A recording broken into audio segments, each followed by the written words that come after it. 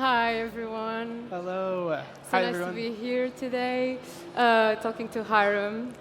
So I'm just going to give a little introduction about you, Hyram. Yeah, of You course. have over 12 million followers across platforms on social media. Yes. You are known as Gen Z's skincare savior.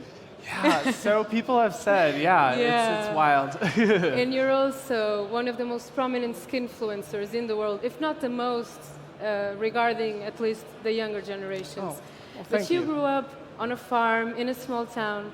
You come from a Mormon family. Yes. So I wonder, how did your upbringing influence who you are and your career decisions so far? Yeah, thank you. Great question. And thank you to everyone who's here today listening. I appreciate all of you listening to this. I mean, so basically my backstory is kind of an interesting one. I grew up on a cattle ranch in Arizona. Dad was a cowboy, grew up with, all the cattle and everything. And so skincare was not a part of my life whatsoever. And I was raised in a predominantly very extreme religious household. And I think, given the challenges that were kind of present in my upbringing, I think unlocked a passion and ability for me to focus on my dreams, my goals, wanting to accomplish them, and more than anything, wanting to help others. Because I think with my home environment, it wasn't the most positive one, and so it made me really want to uplift others and make sure that other people were not only able to feel content with themselves, feel positive about their own lives, but also have a good self-esteem. And that's really where I became passionate about skincare, was its ability to unlock people's potential to see themselves in a beautiful light and to show themselves more love. So, yeah. Yeah. But what made you become interested yourself in skincare? Yeah, so the way I first got interested in skincare was I was in college, and growing up on a cattle ranch, did not know anything about skincare. And so by the time I was like 16, 17 years old, I already had premature aging all over my face, deep set wrinkles, and my friends literally came up to me and they were like, Hyram, you were looking really old. You need to start taking care of your skin.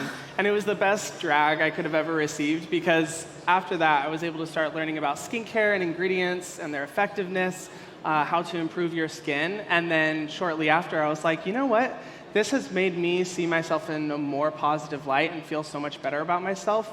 I want other people to experience this. Everyone should have the experience of not only investing in their own health and taking care of themselves, but also the meditative and mental health benefits that can come along with skincare. So from there, I started creating YouTube and social media content where, it kind of blew up after that. Yeah. So, when you were doing your research for yourself, to learn how you could take better care of your skin, did you feel like maybe there were not enough people being truly honest and diving into what the ingredients actually meant for their skins? Was that why you maybe wanted to share your own experience and knowledge with the world? Yeah, that's a great question. I mean, I feel like anyone who's been a part of the beauty community online has been able to see how the first, culture that came about was one of, talking positively about products, product placements, showing the benefits of makeup and skincare and all of that. But I found that in the online space, there just wasn't a lot of unbiased information about skincare and, points to where people would be able to better shop for skincare themselves or make better beauty decisions. Kind of like I compare it to if you're going into a store with your friend, like Sephora, and you're asking your friend, okay, what's the best skincare or makeup products out there? They're not going to say, well, everyone is amazing. Each one is as amazing as one another. No, like your friend is going to say, ooh, don't get that one. You should get this one because this one's way better for whatever concerns you have. And that was really the goal of my content. I wanted it to feel like you're shopping for skincare with your best friend, like you're learning about skincare with your best friend who will be able to give you the pointers. But initially, when I did that, it was a little nerve-wracking because I was prepared to just give my authentic, unadulterated opinion, whether it be positive or negative. And from the very beginning, I was like, oh boy, here we go. I don't think any brand's ever going to want to work with me. I don't think I'm going to get any business opportunities from this. And that's okay. I had to come to that decision point and say, it's all right if I don't get those opportunities because I would rather be honest with my audience. And it's funny how the inverse kind of happened, and it was able to unlock a lot of amazing opportunities for myself and my audience. So it's been a beautiful journey. Yeah, I mean, I was definitely going to ask you about that, because a lot of content creators, when they start, they want to be friends with brands. Yeah. Because that's where the money comes from, or at least that seems like the obvious route. But you did the opposite, and it ended up working for you. Yeah, I mean, thank you for bringing that up. I think that's such a good point. And something I learned for any people who are aspiring to be content creators or even work with content creators. Authenticity, honesty are the most important values, and it's really important that creators, especially in this day and age, are transparent about the standards that they have for whatever they're talking about online. It's not good enough anymore to just only talk positively about businesses or products or brands. People want that honesty. They want to be able to trust people, and any creator who takes that seriously, I think it'll unlock so many doors for them. And any brand who prioritizes working with authentic creators who are willing to talk about the positives and negatives of their own products, it will also do so much positivity for your brand and the work that you're doing in the creator space. So yeah. Has your approach changed now that, because you've been said to be brutally honest when you make your reviews? A little bit. Has your approach changed now that you have such a big power of influence? So some people say you can destroy a brand in just a few seconds. So now you have more, you have more power, and maybe you're more cautious with it. I don't know. You tell me. I definitely am very particular about the products I do. One of the things I'm so grateful, because opinions are so subjective. It's hard to figure out like a standardized way that I can be able to communicate my standards for products to my audience. But I always say ingredients don't lie. That's like my main mantra on my channel. And what I do is, instead of solely talking about products based off of my anecdotal experience with them, like, oh, this feels nice, oh, I like how this looks on my skin, I instead kind of peel back the ingredient list and say, okay, let's look at the ingredients. What are the most effective ones? What are the ones that could cause sensitivity and irritation? What's going to be most accessible to the majority of people who are watching?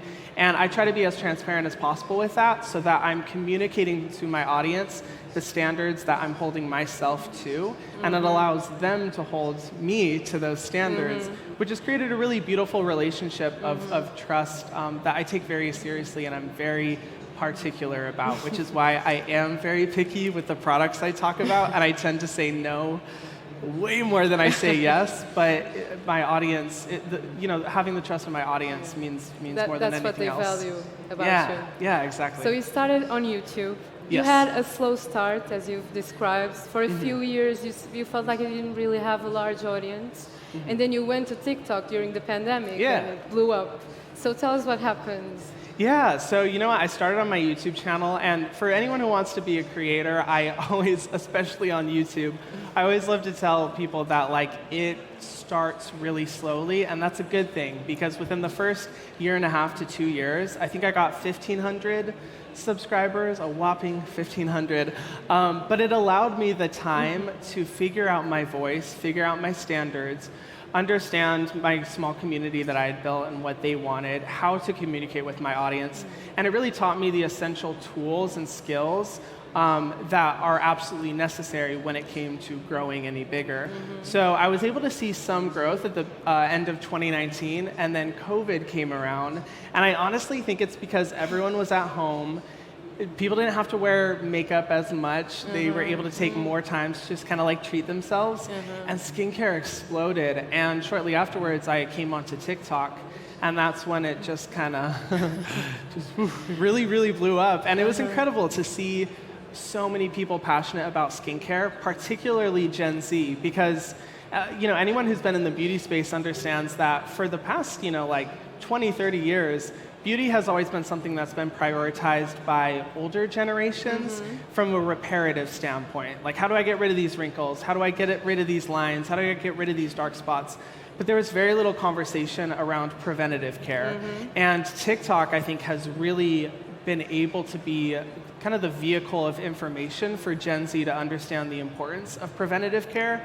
And now it's very rare that I meet anyone who's, a Gen Zer who doesn't have a skincare routine, woman or man or whatever, gender they identify as, it's become so normalized, and I think that's such a beautiful and unprecedented thing, and something I hope will continue for future generations. Yeah, it's amazing. Yeah. Another thing, let's talk about your brand, Selfless, powered by the Inky List. Yes. I think this correctly. Yes, that's correct. Okay. So you've said in the past that you didn't want to launch a brand unless it was actually adding something new to the industry, because there's so many people already doing so many things, so many products, so much information. Yeah. What made you change your mind about having your own brand? Yeah, so great question. I mean, I remember when I first started my YouTube channel and everyone was telling me, like, you should start a skincare brand, you should create products, and I was really hesitant against it because I saw that there were already so many products in the skincare space, which it doesn't even compare to how many there are now. And I was like, if I'm going to create something, I want it to be completely different and offer an additional benefit than, skin benefits alone. And I saw that within the beauty space, it's a huge business. There's so, so many opportunities, so much profit, and so many people entering the beauty space, trying to, cash in on it, I guess you could say. And I saw that, in the midst of this culture, there wasn't as much philanthropy and there wasn't as much social impact focus as I would have hoped there would have been. And so for me, I thought, what if I were to be able to create products that have a direct and measurable social impact that alleviate some of the biggest issues facing the world right now? And for my brand, Selfless, I wanted that to be climate change by protecting rainforests from deforestation and lack of access to clean drinking water, addressing the global water crisis where over 700 million people still don't have access to clean drinking water.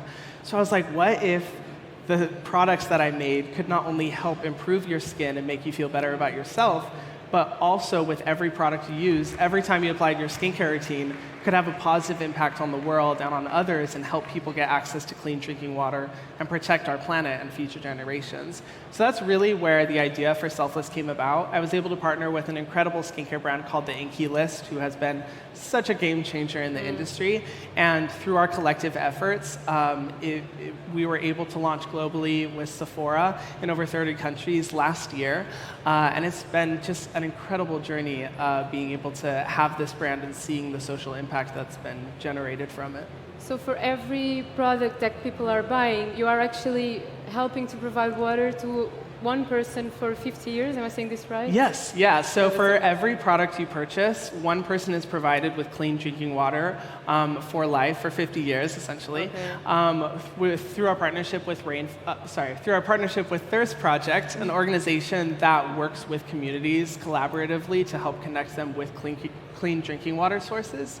And for some of the products as well, for every product purchase, rainforests are protected from deforestation forever through our partnership with Rainforest Trust, an incredible nonprofit that works with countries around the world, governments, in order to solidify and protect regions of rainforest from any type of deforestation forever. So far, Selfless has been able to protect over 200,000 acres of rainforest from deforestation in Bolivia, and we've been able to provide over, I believe, 6,000 people with clean drinking water for life right now. Wow, that's amazing. Yeah, thank you. Well done. It's so cool, and the best part about it is that it's sustainable change that's being created through this brand, something that can live beyond me or anything else, and it's the people who are taking care of their skin, who are using those skincare products every day, who are making this impact. So it makes me really excited to talk about. It makes you a little giddy. Yeah, it's amazing. You were also pretty involved in every step of the way, right? You actually burnt yourself out a little, researching everything and your suppliers and your sources. Yeah. Can you tell me a little about that? Yeah, absolutely. So in the process of creating this brand, I was like, I need to know every little detail about how the products are created, where the ingredients come from, because anyone in business knows that there's so much room for exploitation, in the supply chain process, and particularly with skincare. If you have 50 ingredients in one product, all those ingredients come from somewhere. All those ingredients have potential for exploitation. So I definitely could have had the opportunity to just sign off on some products and take some pictures and launch the brand. But I chose the hard route. I was like, I'm going to make it really difficult for myself and instead go through every individual supplier that we have for every ingredient, learn about them, what their sourcing standards are. And for the brand, we created what we called the selfless standard, which is a criteria of mandatory expectations that every individual supplier has to meet in order to work with us. So things around fair labor, fair payment for any labor, making sure that the environments aren't being overexploited or damaged in any way that could harm future generations. The shipment process, offsetting emissions, all those different kinds of things.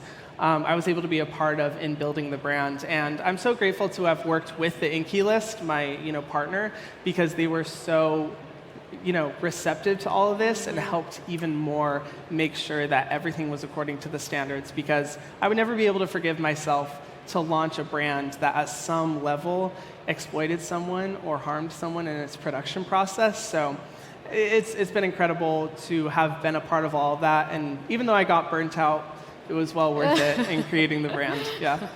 Okay, and where can people find you? Do you ship worldwide? Can we? Yes. Okay. Yeah, so you can find us on selflessbyhyram.com. If you want to learn more about any of the charities that we partner with or the impact that we've had so far, we have everything on the website, all the individual details. You can also find us on Sephora.com as well. We're able to ship globally. Yeah, that's where you can check us out. Do you have a number 1 product in terms of sales already? Oh yeah, so the number 1 product is the retinol and rainbow algae repair serum. Anyone who's dabbled in skincare knows that retinol is an incredible ingredient for getting rid of premature aging and dark spots, but it's also a little intense. It's an ingredient that can be scary because it makes your skin red and flaky and irritated. Yeah. So that product is our top seller because it's very gentle. It works well for anyone who has really sensitive or irritated skin, and a great way to introduce yourself to the world of retinol.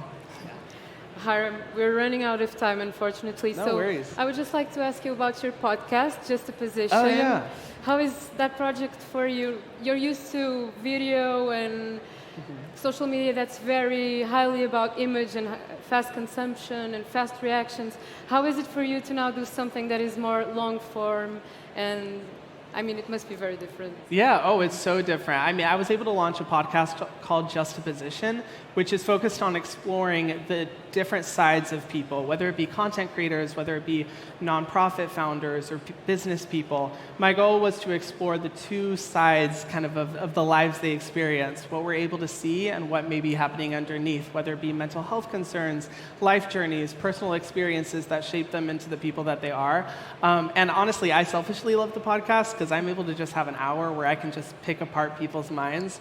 And it's incredible. I really hope what the podcast can do is reinforce the importance of duality when it comes to the way that we perceive people, and allow people the opportunity to see that everyone has a story, everyone has reasons for why they are who they are, and to encourage empathy and understanding in the way that we approach other people. So podcast has been amazing. I absolutely love it. Well, congratulations on everything you've accomplished in the last few years. And thank you so much. Thank you, everyone. Yes, thank you, everyone, so much. I appreciate it.